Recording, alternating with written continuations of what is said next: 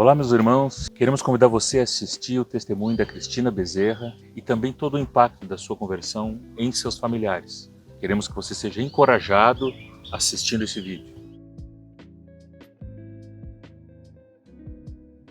Bom, então meu nome é Cristina Bezerra, eu tenho 44 anos e eu me converti quando eu tinha 29 anos. Eu ouvi falar de Jesus pela primeira vez quando eu tinha uns 21, 22 anos. Um colega de trabalho, ele foi assim uma pessoa que trouxe uma certa luz assim sobre a vida de Jesus, né? Eu olhei a vida dele e eu disse assim, o que tu tem que tu é diferente? E aí ele que me falou de Jesus, eu fui numa reunião, isso em Santa Maria, que eu sou de lá, né?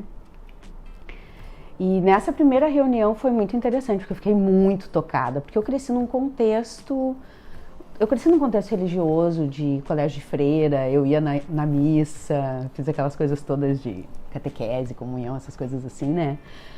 Mas eu nunca tinha escutado falar especificamente sobre a pessoa de Jesus.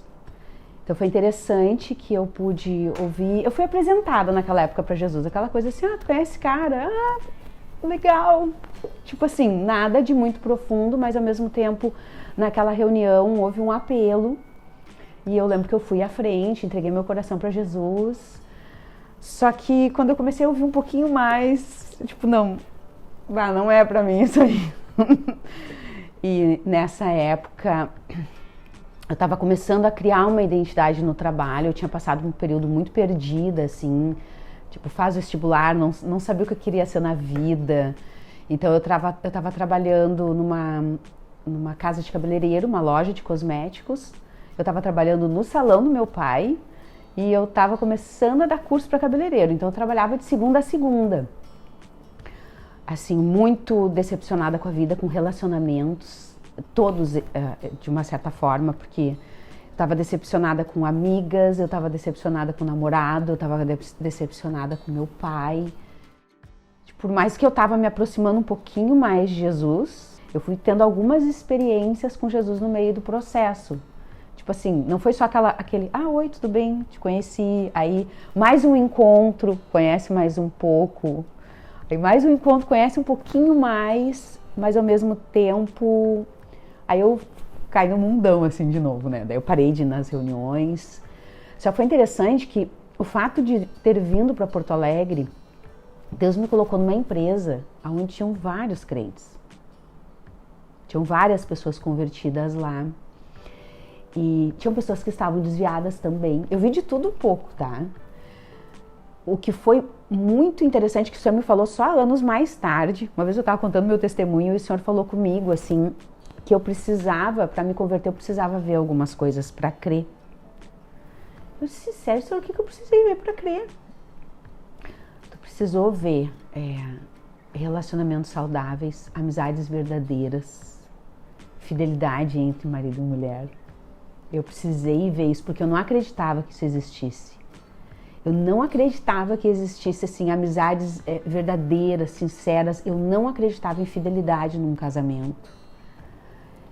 E aí eu comecei a ver isso na vida das pessoas lá. Então, a vida daquela galera foi me impactando muito, porque eu ouvi muitos testemunhos, né? O Lê Saf foi uma pessoa, assim, muito usada por Deus na minha vida. Muito usada. Eu ficava muito impactada com as histórias e com o que eu via na vida deles. Não é que eles ficassem assim, pregando pra mim. Porque tinham pessoas que estavam lá dentro que, tipo assim, rolava uma certa pressão, mas o que mais me chamava a atenção era o estilo de vida das pessoas. Então foram coisas que foram sendo construídas, que foram me levando a conhecer Jesus de uma forma mais real. Eu comecei a ver aquilo, de onde é que surgiu esse povo? Eu nunca vou me esquecer, porque foi o ano que o Leandro casou com a Ruth. E a gente saiu para visitar um cliente, que eu fazia visita a salões, né, com os vendedores. E o Lê diz assim, porque daqui a 2 meses vai ser o meu casamento. Mas ele fez assim, vai ser o meu casamento. E eu fiquei assim, como assim? Um homem falando de casamento desse jeito? Foi muito chocante para mim, sabe? Fiquei assim, tá, porque mulher falando assim de casamento, ok, mas um homem falando de casamento dessa forma? Eu disse, não, onde é que saiu esse povo? Que realidade que eles vivem? E foi indo. E os anos foram passando, né? Porque desde a primeira vez que eu ouvi de Jesus até tomar uma decisão foram 6 anos nesse processo. Ouvindo, vendo, tendo experiências com Deus também, porque isso foi gerando fé no meu coração. Eu li a Bíblia, assim, todas as noites antes de dormir, antes de dormir eu ia lá, eu lia a palavra, né? Às vezes a gente acha que não tem nada a ver, tipo, como marca a vida das pessoas, né?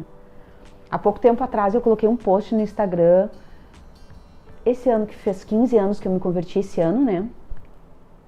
E a minha irmã colocou um comentário lá, ela colocou assim, ó, que, tipo assim, eu sou uma das mulheres, tipo assim, mais cheia de Deus, mais convertida que ela conhece na vida dela, tipo assim. E eu fiquei, bah, Senhor, que forte, né, vindo da boca da Lu, porque ela já ouviu, né, mas ela ainda não tomou uma decisão na vida dela, né, mas ela, às vezes anima a gente perceber que a pessoa vê algo na nossa vida, né.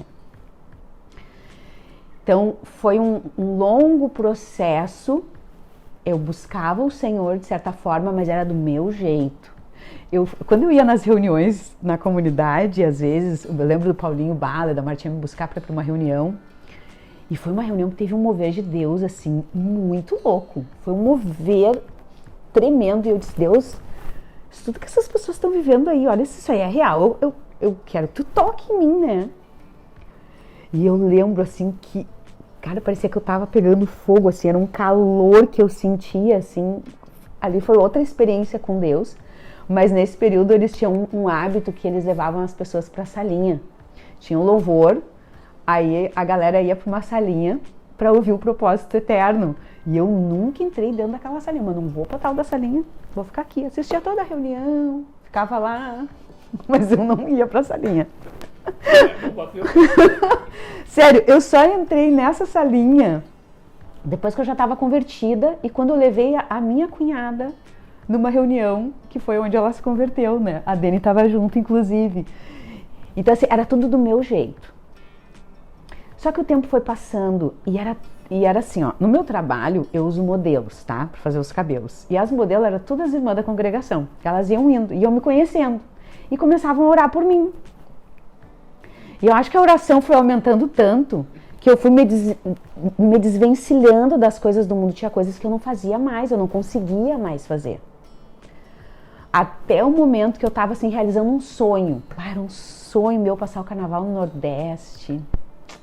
Tipo assim, naqueles trio elétrico. Eu era muito loucona. Muito mesmo. Falar de mim, assim, eu teria que falar muitas coisas, né? Mas é só um breve resumo. Mas eu tava no meio do trio elétrico, pulando lá enlouquecida, e eu tava vazia por dentro. Cara, eu sempre quis fazer isso aqui, mas eu tava... não estava legal, nem eu estava entendendo o que estava acontecendo comigo. O Senhor falou assim para mim, tu disse que tu queria saber a verdade. E tinha outra coisa que eu falava para Deus, que eu queria aceitar Ele por conhecer Ele. Porque eu também dizia pro Senhor assim, eu sei que um dia eu vou me converter. E eu já tinha escutado os mais diversos testemunhos fortes, né? Mas eu dizia para Deus também que eu não queria estar no fundo do poço. Eu não queria estar doente, eu não queria estar nas drogas, eu não queria estar nesse lugar e reconhecer Ele. Eu queria aceitar Ele por conhecer Ele. E aí nesse dia que eu tomei essa decisão, Deus falou comigo assim, tu disse que tu queria me aceitar por me conhecer. E agora tu já sabe toda a verdade, tu tem me conhecido, porque eu vinha tendo experiências, né? Agora tu decide. Então eu sabia que era um sim ou não.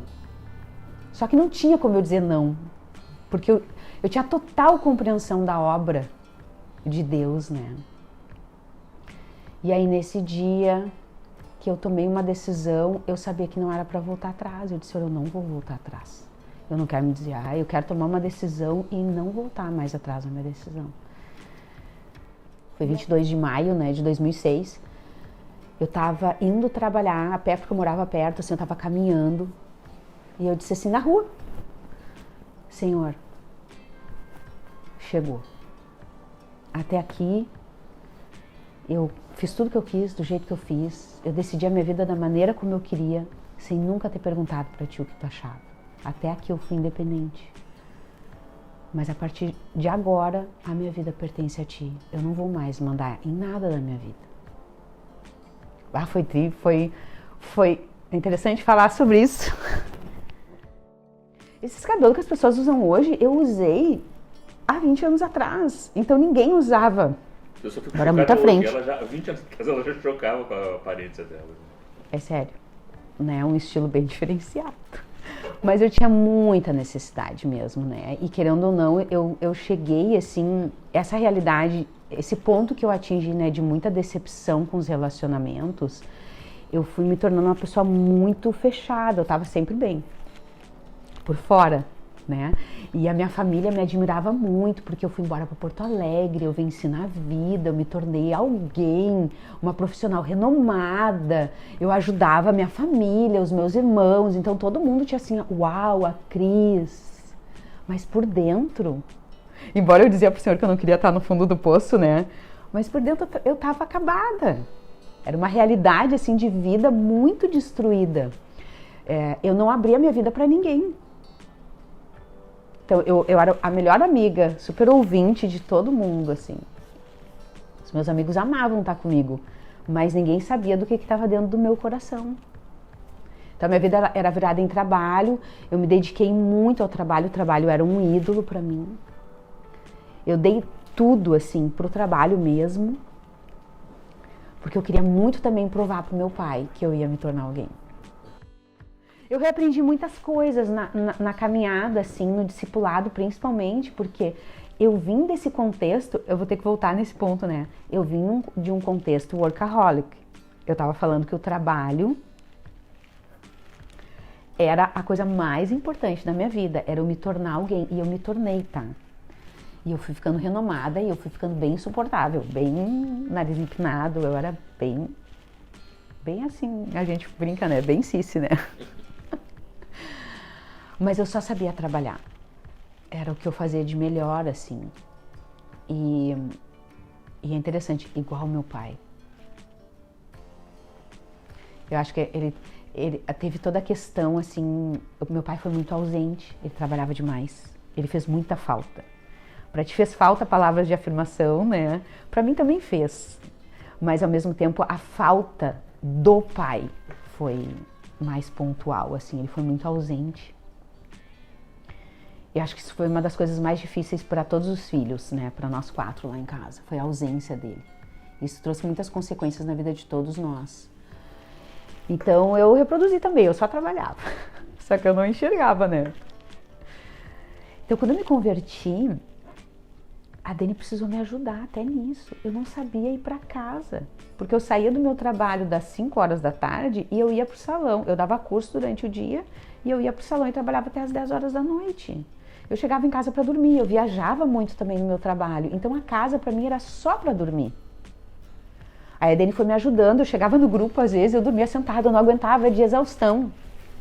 Porque a minha vida começava às 5h30 da manhã, 5 da manhã, né, porque eu treinava cedo e ia trabalhar e depois ia trabalhar, então eu tava sempre cansada.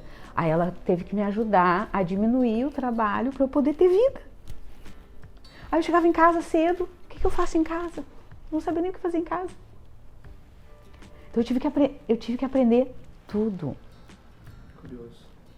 Tudo. E abrir mão do trabalho também, né? O trabalho não podia mais ser a coisa mais importante da minha vida, eu entendi.